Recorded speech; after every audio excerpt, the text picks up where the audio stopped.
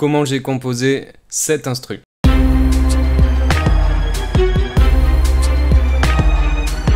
Ok, bonjour tout le monde, bienvenue sur la chaîne. Aujourd'hui on va parler musique et je vais vous montrer comment j'ai composé et mixé une instru. Ma première idée pour commencer ce morceau, ça a été de trouver un instrument. Je suis tombé sur cette guitare avec quelques petites notes un peu mystérieuses, une gamme que j'aime beaucoup.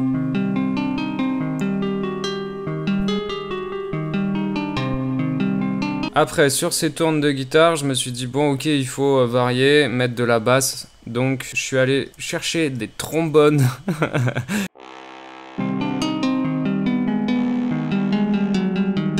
Et ce trombone, en fait, vu qu'il était un peu trop petit, j'ai rajouté une double contrebasse dessus. Ça donne ça.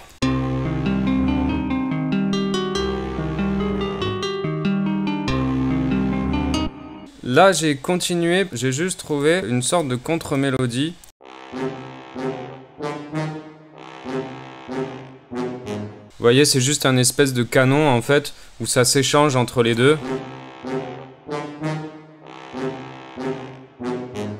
Pour les gens qui comprendraient pas trop l'écran, vous voyez bien qu'ici, quand c'est bleu, c'est les pistes que je vous envoie en fait.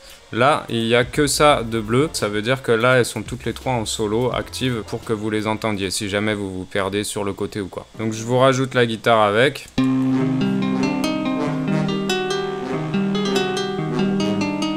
Et là, vous vous dites, bon, ben d'accord, c'est un peu chelou ton truc, on comprend pas. Normal, après, forcément, j'ai vite trouvé une batterie pour me caler dessus, qui donne ça.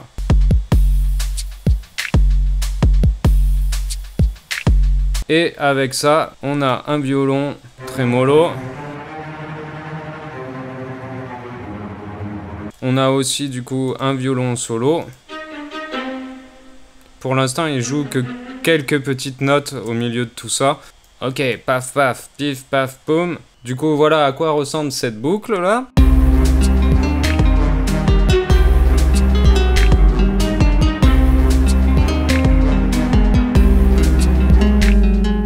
Après, j'ai fait évoluer tout ça pour arriver sur une autre mélodie avec les cuivres. Là, je vous ai mis la grosse basse derrière aussi. Et du coup, tous les violons.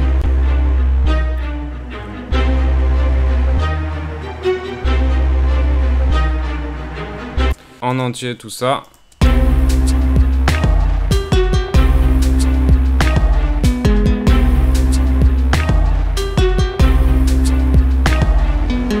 Là, ce qu'on voit ici, ça c'est pour rajouter de la montée et boum, tu vois. Voilà, pour faire monter en intensité les violons, je passe d'une note à deux. Le violon trémolo, je fais carrément changer la partition.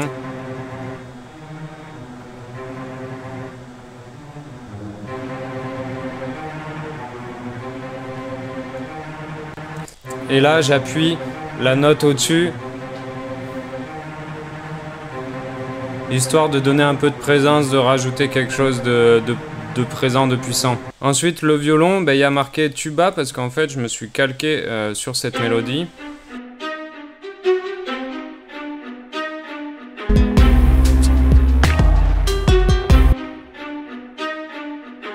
Et pareil du coup pour ce violon en bas, là je passe d'un seul violon à deux violons pour donner plus de corps, plus de puissance.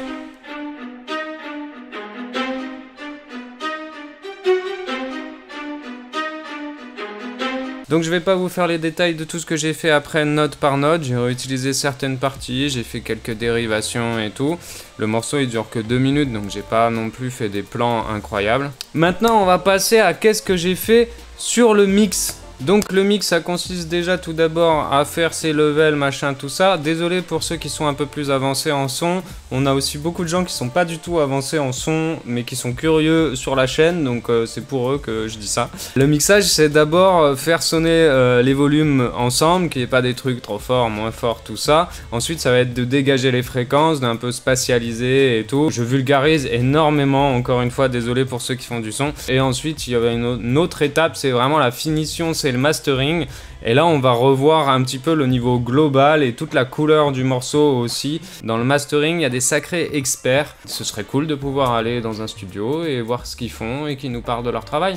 Non? Qu'est-ce que t'en dis? Mets-le en commentaire si tu veux ou pas. Si tu veux pas, tu mets pas en commentaire. Et après, si tu me dis que je ne mixe pas bien, tu peux mettre en commentaire. Donc voilà, c'est parti. Qu'est-ce que tu veux que je te dise? Sur la batterie, j'ai pas grand-chose à dire. Ok, je me rends compte au montage qu'en fait, si, j'aurais plein de choses à vous dire sur ces VST, c'est juste que là, ils sont déjà pré-réglés. J'ai déjà pris le temps de nettoyer les fréquences et faire pas mal de bidouillage. Et ça pourra faire l'objet d'une autre vidéo si vous souhaitez. C'est une batterie que j'avais déjà réglée, donc il y a beaucoup de paramètres. Je vais pas pouvoir les passer aujourd'hui en vidéo. Il y a plein de petits shakers et tout. Et regardez, du coup j'entre juste vite fait dans le kit pour vous montrer. Il y a vraiment beaucoup de choses, hein. Et là, on peut y aller, on peut s'amuser. T'en as dans tous les sens, tu vois, hein. Ah non, mon clavier est pas allumé, j'ai essayé d'appuyer dessus mais ça sert à rien.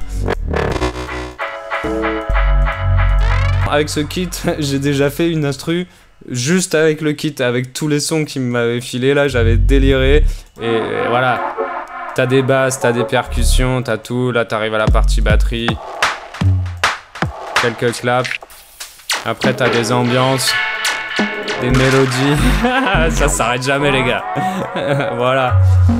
Donc, t'as de quoi créer ce que tu veux avec ce kit. La seule chose qui lui manque, c'est des tout petits charlets bien mignons. D'ailleurs, dans ce morceau-là, j'avais envie de rajouter des percus, parce que j'ai une batterie là derrière dans le studio. Du coup, je voulais faire quelques petits charlets à fond sur la vraie batterie, en triolet, en tout, avec tout ce qui s'est chargé sur l'instru. Je me suis dit que ça valait pas le coup. Donc voilà, je l'ai pas fait, tout simplement. Et voilà, c'était trop chargé. C'est fou, hein, de chercher ces phrases aussi longtemps pour pas grand-chose comme ça. Hein? Hip-hop basse. Donc là, littéralement, si vous êtes sur un portable, vous n'allez pas entendre. Ce qui se passe, c'est qu'il y a forcément des fréquences qui sont coupées à fond. Je voulais un truc vraiment sub-sub. Pourquoi il rame comme ça? L'ordinateur de merde. Putain de Dieu. Il a du mal là, il m'a fait un petit 90 CPU, il a craqué. Mais c'est pas grave, on continue quand même, on va y arriver. Moi je vous le dis qu'on va y arriver cette vidéo là. Et surtout pour que la basse elle sonne comme ça et qu'elle retombe pas de suite. Vous voyez là, elle s'arrête direct. Là elle continue. Toum. Voilà, donc ça, le release est vachement poussé, tu vois, comme ça fait toum, et puis ça retombe un peu plus loin, tu vois. Fallait que ça rebondisse un petit peu, et voilà. Voilà, donc après on a les cuivres, un tuba staccato et un ensemble de brasses. L'ensemble de brasses, il est vraiment très cool. Ensemble de brasses staccato aussi, Melodiou. Staccato, c'est quand ça fait prout prout et ça s'arrête, tu vois. C'est pas une note tenue. Je suis désolé ceux qui font de la musique depuis très longtemps. J'essaye de m'imaginer qu'il y en a qui s'y connaissent très bien et d'autres qui s'y connaissent pas du tout. Mais on va y arriver, on va se comprendre tous ensemble, on va évoluer tous ensemble, c'est parti. Donc la seule chose que j'ai touché dans ces cuivres, les VST ils sont très bons, donc j'ai pas touché grand chose, c'est juste la couleur. Sinon j'ai pas fait grand chose d'autre, à part mettre une reverb sur le groupe.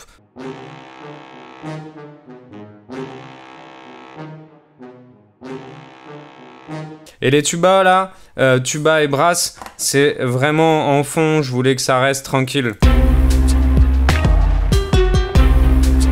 Ils sont vraiment en fond pour appuyer, du coup là sur cette partie, le violon qui fait la même mélodie. Ok, maintenant, cette contrebasse, là pareil, je lui ai laissé toute la couleur. Ce que j'ai fait après par contre, c'est mettre un hot tube saturateur. Je vous fais écouter. Vous voyez. On entend que ça rajoute une petite saturation, un petit crépitement derrière, c'est incroyable, c'est fou. Avant de continuer, un truc important que j'ai pas dit sur tous ces VST, c'est qu'on peut aller dans Control ici, et ensuite chercher la vélocité. Et il faut s'adapter en gros par rapport à son clavier, par rapport à la dynamique qu'on a envie d'avoir sous les doigts pour jouer la chose, ou par rapport au répondant même du logiciel. Là par exemple sur le violon solo, j'ai mis beaucoup de vélocité pour qu'il aille chercher certaines notes très fortes, et d'autres beaucoup beaucoup moins forte, ça va mettre une distance entre le fort et le pas fort beaucoup plus grande. Donc à doser, à gérer avec chaque instrument. Du coup pareil pour la section violon, voilà juste un petit saturateur là, mais sinon pas grand chose à part une reverb aussi dans le groupe. J'utilise une reverb qui s'appelle Cathédrale, hein, mais je la remodifie, c'est juste que les pré-réglages sont plutôt cool. Et c'est tout, pour les violons c'est tout, incroyable.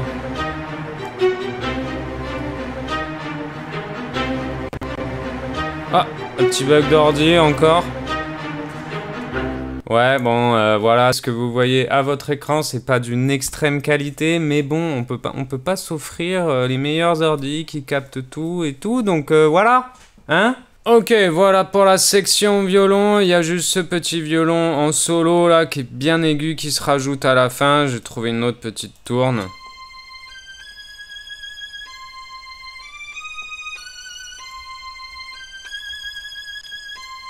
Lui, je l'ai un peu mis avec le bouton Width, donc ça va écarter la stéréo. Sinon, il sonnait vraiment très droit là au milieu, et puis il y a déjà beaucoup de choses au milieu de cet instru là. Ensuite, niveau spatialisation, le trombone, j'ai surtout essayé ici de le remettre au milieu. Et à la limite, je préférais que certaines notes basses sonnent plus à gauche qu'à droite. Donc là, on voit qu'il est légèrement sur la gauche. Ceux-là, j'ai essayé à les décaler, mais en fait, ça fonctionnait pas. Je préférais quand il restait au milieu. La contrebasse, c'est pareil. Le but, c'était qu'elle soit au milieu. Je pense que je l'ai même pas mis ici. Vous voyez, j'ai écarté légèrement la stéréo de 10%. Là, ce violon solo, il sonne légèrement sur la droite parce que c'est les notes aiguës, en fait. Donc, si je vais jouer plus à gauche, plus les notes graves, il va aller un peu plus à gauche. Et là, un peu plus à droite. Donc là, ça m'allait pour une partie solo qui soit légèrement décalée. Mais pareil, je voulais pas... faut pas appuyer le truc comme un fou et le mettre complètement à droite. Sinon, on se dit, mais qu'est-ce qu'il fait? Il est là-bas sur la scène, tout seul, le pauvre. Ensuite, on passe au mastering. Alors, attention, il y a beaucoup d'écoles. C'est un sujet hyper vaste. Pour moi, mon mastering, là, c'est surtout compresser un peu, limiter, donc faire attention que ça dépasse pas le seuil du 0 dB et s'y rapprocher le plus, sans non plus broyer tous les instruments, parce que compresser, ça va un peu comme mélanger les instruments et rehausser tout ce qui est faible ou moins faible et tout. Donc, ça va donner une sorte d'homogénéité dans le mix, mais il faut pas y aller comme un bourrin. Une très très légère reverb et un EQ. Voilà. Et l'EQ, ça va redonner un petit peu de la forme, de la couleur à tout le morceau. Donc c'est parti, je vous fais écouter ça. Un EQ qui est là pour ramener un petit peu d'aigu.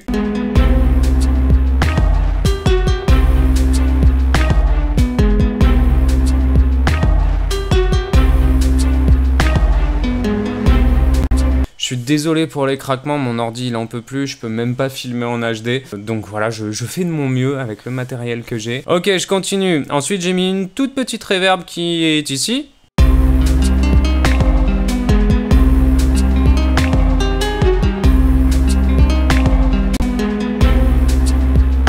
Pareil, la reverb, c'est un peu comme si vous aviez votre groupe qui était brut au début. Bon, avec sa petite reverb perso de guitare, de machin, tout ça. Et puis d'un coup, vous vouliez tout mettre, tout le monde dans une même pièce. La reverb, elle sert à ça, mais en master, c'est très très léger. Pour moi, à chaque fois, en tout cas, c'est très léger. Ensuite, on a un petit glue compresseur. Donc le compresseur, il va remonter un petit peu les sons, et puis des fois, il va baisser un peu les autres. Et du coup, ça va un peu mélanger tous les instruments. Je ne rentre pas dans un tuto compresseur maintenant, ce sera fait dans la chaîne, mais il faudra aller voir les autres vidéos.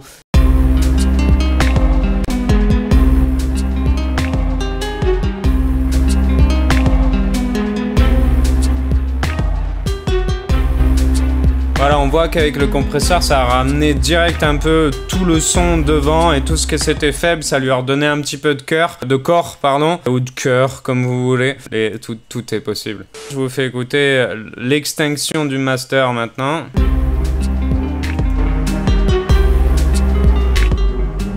On passe d'un son qui est relativement plat à quand même quelque chose qui a plus de vie. Et quelque chose de plus proche, de plus percutant.